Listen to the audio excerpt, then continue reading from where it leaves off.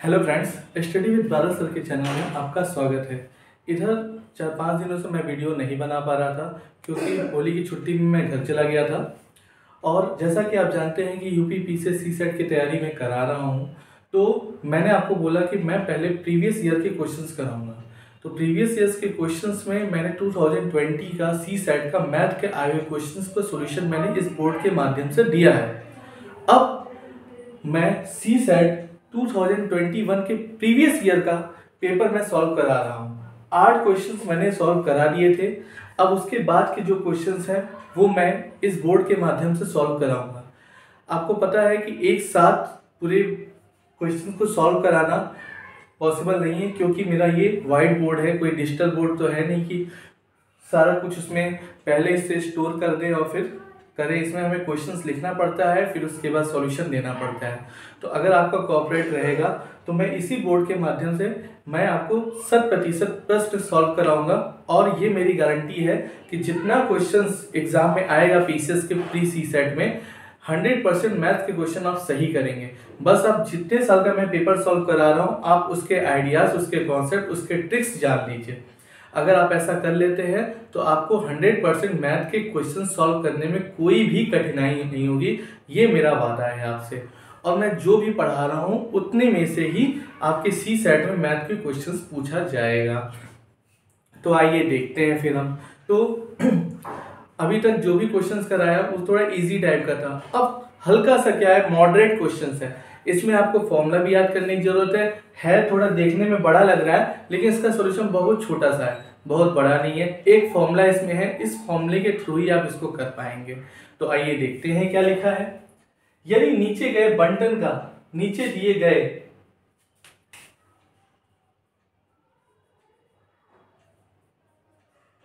बंटन का माध्यांक 28.5 हो तो x और y के मान क्रमशः है, जहां कुल बारंबारता क्या है, 60 है। ये देखिए, ये वर्ग अंतराल है और ये बारंबारता है। ये भी यूपी पीसीएस 2021 में आया क्वेश्चन है। इसके बाद मैं 22 का सॉल्यूशन दूंगा आपको। जो भी 22 में क्वेश्चंस आए हैं वो सारे क्वेश्चंस मैं कराऊंगा। और मेरा अगर वीडियो आपको अच्छा लगता है तो अधिक से अधिक शेयर करिए क्योंकि जो भी पेपर कर रहा है पीसीएस का, जो भी तैयारी कर रहा है उसको भी इस तरह के सॉल्यूशंस मिले और जिससे कि उन्हें एग्जाम देने में आसानी हो। तो वर्ग अंतराल 0 से 10 के बीच बारंबारता 5 है, 10 से 20 x है, 20 से 30 20 है, 30 से 40 15 है, 40 से 50 y है और 50 से 60 5 है। तो हम इसमें ये दे रहा है कुल बारंबारता 60 है। इसका मतलब अगर हम सॉल्यूशन की बात करें तो n की वैल्यू दे रहा है 60। ये सबको हम पूरा जोड़ते हैं, क्या लिखा है तो अगर जोड़ते हैं तो देखिए x प्लस वाई प्लस 20 5 25 और 15 40 और 5 45 ये बराबर होता है n के। ये पूरी बारंबारता जब हम ऐड करते हैं तो ये कुल बारंबारता के बराबर होता है। तो x प्लस वाई प्लस 45 बराबर n की वैल्यू कितनी है, 60। ये उधर जाएगा, x प्लस वाई बराबर ये हो गया 15। ये इक्वेशन नंबर 1 बना लीजिए। इक्वेशन नंबर क्या बना लेंगे, 1 बना लेंगे। अब देखिए माध्यांक दिया है। माध्यांक कितना है, 28.5। अब देखिए 28.5 कहाँ आएगा तो हम उसके अंतराल को ढूंढते हैं। इजी है बट कॉन्सेप्चुअल है। अब देखिए क्या है 28.5, 10 से 20 के बीच में 28 नहीं आता, 20 से 30 के बीच में 28.5 आएगा। 20 से 30 के बीच में क्या होगा, 28.5 आएगा। तो हम जो अंतराल लेंगे क्या लेंगे, वर्ग अंतराल क्या लेंगे, 20 से 30। अब देखिए जो इधर वाला नंबर होता है ये होता है लोअर लिमिट और ये होता है अपर लिमिट। तो अब देखिए क्या है, अब फॉर्मूला होता है वर्ग अंतराल आपका ये हो गया, ठीक।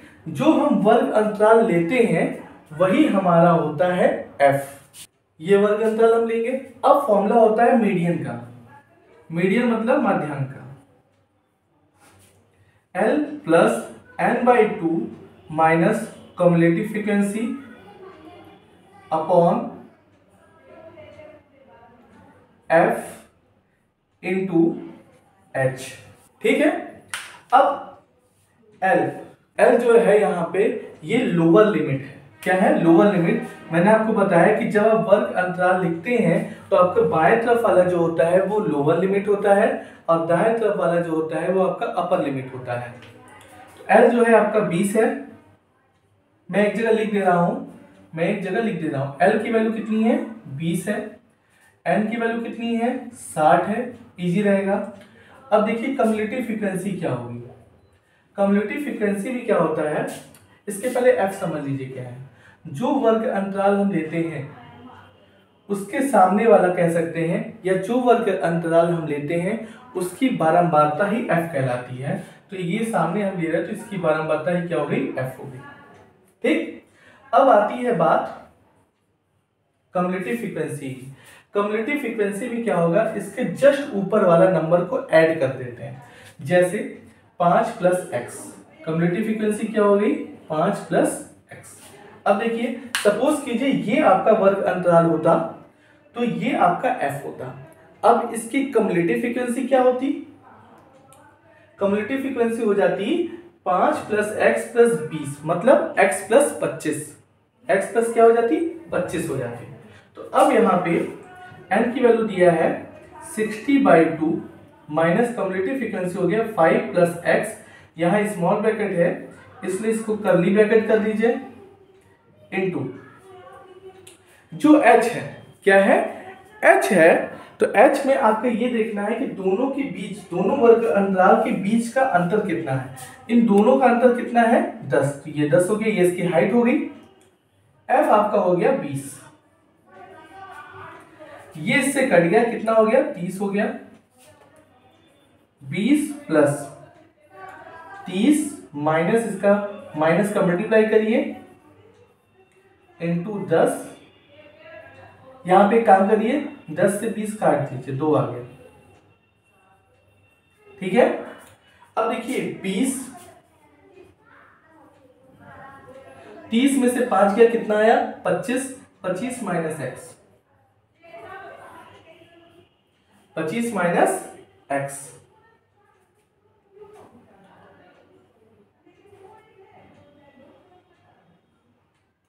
ये हो गया। और मीडियन आपका दिया हुआ है 28.5, यहां लिखते जाइएगा, ये हो गया। अब हम इसी चीज को यहां लिख दे रहे हैं, 28.5 बराबर 20 प्लस 25 माइनस एक्स बटे 2। यही चीज मैं यहां लिख दिया क्योंकि यहां जगह नहीं है तो कैलकुलेशन में दिक्कत आ सकती है। अब इसका 2 एलसीएम लीजिए, ये हो गया 40 प्लस 25 माइनस एक्स बराबर 28.5। क्रॉस मल्टीप्लाई करिए, इसका गुणा करेंगे तो हो जाएगा 28 दूनी 56 है 57। 40 और 25 हो गया आपका 65 माइनस एक्स, इसका 57 माइनस 65 बराबर माइनस एक्स, या माइनस एक्स बराबर माइनस 8। एक्स बराबर हो गया 8। एक्स की वैल्यू कितनी आ गई? 8 हो गई। अब हम जानते हैं इक्वेशन 1 से x प्लस वाई बराबर हो गया 15। x की वैल्यू है 8 तो y बराबर हो गया 15 माइनस 8 और ये हो गया 7। y की वैल्यू कितनी होगी? 7। तो हमसे पूछ रहा है x और y की वैल्यू, तो x की वैल्यू 8 होगी और y की वैल्यू 7। तो x की वैल्यू 8 होगी और y की वैल्यू 7। ये आंसर आ गया, कुछ नहीं है। ये फॉर्मूला याद करना है मीडियन का, L plus n/2 minus cumulative frequency into height upon f। जो वर्ग अंतराल हम लेते हैं वही हमारी बारंबारता होती है f, और जो वर्ग अंतराल लेंगे तो जो लेफ्ट में नंबर होता है वो हमारी लोअर लिमिट होती है, मतलब L। और कुल बारंबारता दी हुई है 60 है, तो कुल बारंबारता n से डिनोट करते हैं और कम्युलेटिव फ्रीक्वेंसी इसके जस्ट ऊपर वाला जोड़। ठीक, अब इसको सॉल्व करेंगे। सॉल्व करने के बाद x और y की वैल्यू समझ में आ जाएगी, या x और y की वैल्यू आ जाएगी। ठीक है, अब नेक्स्ट क्वेश्चन देखते हैं। अरे ये देखिए दोस्तों, एक बार फिर से बहुलक का क्वेश्चन आ गया। अभी मैंने जस्ट आपको मध्याह्न मीडियन के क्वेश्चंस कराए थे। इसका मतलब यहाँ पे इस टेक्स्ट का पूरा पोर्शन तैयार हो गया। एक मैंने मीडियन का करा दिया और दूसरा मैंने मोड का ही करा दिया। और सबसे बड़ी ताज्जुब की बात है कि एक ही साल के पेपर में मीडियन और मोड दोनों पूछा है और दोनों ही थोड़ा टाइम टेकिंग है। अगर फॉर्मूला नहीं याद है तो आपको प्रॉब्लम आ सकती है। तो हमें प्रॉब्लम नहीं लाना है, हमें सॉल्यूशन ढूंढना है। देखिए, किसी परीक्षा में 30 अभ्यर्थियों द्वारा प्राप्त किए गए अंकों का बंटन, ये बंटन दिया हुआ है सारणी बना के, प्राप्तांक जो कि वर्ग अंतराल में है, ये विद्यार्थियों की संख्या है। इन आंकड़ों का बहुलक ज्ञात कीजिए। ठीक है, क्या याद करना है? बहुलक ज्ञात करना है। ठीक, अब ये पूरे वर्ग अंतराल है और ये विद्यार्थियों की संख्या है। जब आप इसको गिनेंगे ना तो आपका 30 आएगा। 3 2 5 7 12 6 18 6 24 और 6 30। तो ये पूरा आ गया। तो देखिए, अब इसमें कैसे बताएंगे? तो बहुलक पूछ रहा है तो ये याद रखिएगा, मोड जो सबसे ज्यादा फ्रीक्वेंसी होती है वही मोड होता है। जो बहुलक के क्वेश्चंस होते हैं दो तरह के होते हैं। एक केवल नंबर दे देता है, जैसे बार बार एक ही नंबर को रिपीट करता है तो उसमें से पूछ लेता है बहुलक क्या है। तो जिसकी फ्रीक्वेंसी हो, जैसे 3 5 3 6 5 5 5 9 8 5 5, यहाँ पे देखिए कि 5 कई बार आ रहा है, तो यही इसका मोड हो गया। अब मोड जब आपको हो गया मतलब बहुलक हो गया। अब बहुलक का दूसरी तरह से क्वेश्चन क्या पूछता है, देखिए। अब ये वर्ग अंतराल के रूप में पूछा है, तो बहुलक में आपका हो गया जो सबसे ज्यादा, बहुलक में जो हो गया जो सबसे ज्यादा नंबर होगा उसी का हम निकालेंगे। तो विद्यार्थियों की संख्या सबसे ज्यादा इसी में है, तो जो सबसे ज्यादा फ्रीक्वेंसी, जो सबसे ज्यादा विद्यार्थियों की संख्या वो क्या है? 7 है। तो पहले तो हम लोग क्या करेंगे, बहुलक का फॉर्मूला लिखेंगे मोड का। L plus F0 minus F2 into H, ये फॉर्मूला हो गया, इसको याद कर लीजिए। अब मैं आपको इसी में बताऊंगा F1 क्या है, F0 क्या है, F2 क्या है, ये सारी चीजें मैं आपको बताऊंगा। अब मैं आपको इन सब में पूरी वैल्यू बताऊंगा क्या है। देखिए, तो F0 क्या होता है, जो वर्ग अंतराल हम लोग लेते हैं वही हमारा F1 होता है, और इसके जस्ट वाला होता है F0, इसके जस्ट वाला होता है F2। अब देखिए, जो वर्ग अंतराल हम लोग लेते हैं जिसमें फ्रीक्वेंसी ज्यादा होती है, लोगों की संख्या ज्यादा होती है, विद्यार्थियों की संख्या ज्यादा होती है, वो हमारा होता है F1, और उसके जस्ट ऊपर वाला F0 और उसके जस्ट नीचे वाला F2 होता है। ठीक, तो हम यहाँ लिख देंगे 3 7 और ये 6। अब H की बात आती है, वर्ग अंतराल की हाइट कितनी है? 15 है। अब यहाँ पे हम लिखेंगे L की वैल्यू कितनी है? 40। F1 की वैल्यू कितनी है? 7। F0 की वैल्यू कितनी है? 3। 2 F1 की वैल्यू कितनी है? 7। F0 की वैल्यू 3 और F2 की वैल्यू 6, और हाइट कितना है? 10। 10 नहीं भाई, 15 है। समझ में आ रहा है? अधिक से अधिक लोगों के पास 40 प्लस 7 में से 3 गया 4, 7 दूनी 14, 14 में से 3 गया 11, 11 में से 6 गया 5 इंटू 15, 5 3 15, 40 प्लस 4 3 12, और ये हो गया आपका 52। देखिए, बहुत सिंपल है, फॉर्मूला केवल आपको याद रखना है। ये देखिए दोस्तों, ये तो फलक के क्वेश्चंस आ गए। अब फलक के क्वेश्चंस कैसे करते हैं? देखिए, जो फलक है वो भी जान लीजिए कि घन से मिलके बनता है। घन क्या है? जो वर्ग से मिलके बनता है। ये देखिए क्या है, ये देखिए वर्ग बना,